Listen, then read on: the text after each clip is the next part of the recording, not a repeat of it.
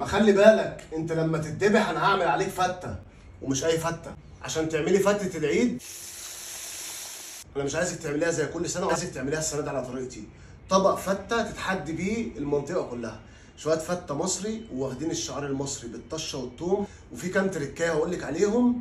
تعالي نشوف الفيديو. اول حاجه هنسمي بسم الله ونجيب العيش يا جماعه. بعد ما يتكسر بالشكل ده نحط عليه شويه سمنه بلدي. قلبي العيش ده كويس ودخليه الفرن، وبعد كده يطلع معاكي بالمنظر الروعه ده.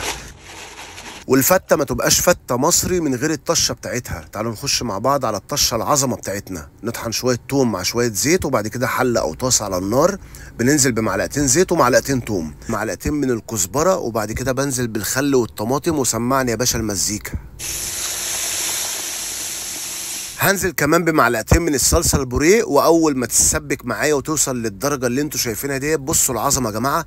باخد كبشتين وانزل بيهم على العيش مع كبشه واحده من الشوربه، وكده العيش بقى جاهز معاكي وتمام التمام. تعالوا بقى نعمل اللحمه. بنشوحها من غير اي دهون. بعد كده بنزل بورق لوري وحبهان وفلفل حصى.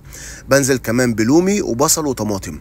اول ما اللحمه بتتسلق معايا بصفيها وبدخلها بمعلقتين من السمنه على الفرن دايركت. وعشان نلم الشمل ونجمع الحبايب دول كلهم في صينيه واحده، لازمنا شويه رز مفلفل مصري وواخد الشعار المصري، معلقتين من السمنه، وبنزل بالرز المغسول ومتصفي كويس. التقليب المستمر، واول ما يسخن معايا بنزل بفصين من الحبهان وورقتين لوري، وبعد كده بننزل بشوربه اللحمه بتاعتنا العظيمه اللي احنا لسه عاملينها. واول ما الشوربه تسخن معاكي وتبقى بالمنظر ده، المثل بيقول ايه؟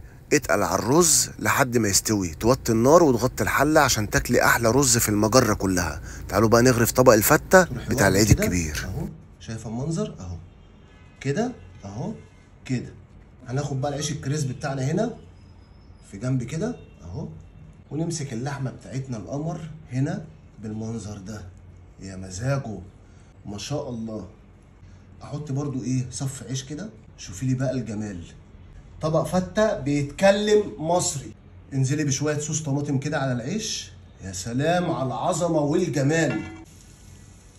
شويه طشه كده. هو ده عدل الفته يا جماعه اهو. خدي بقى التركايه دي كمان، لسه ما خلصناش. فلفل اسود،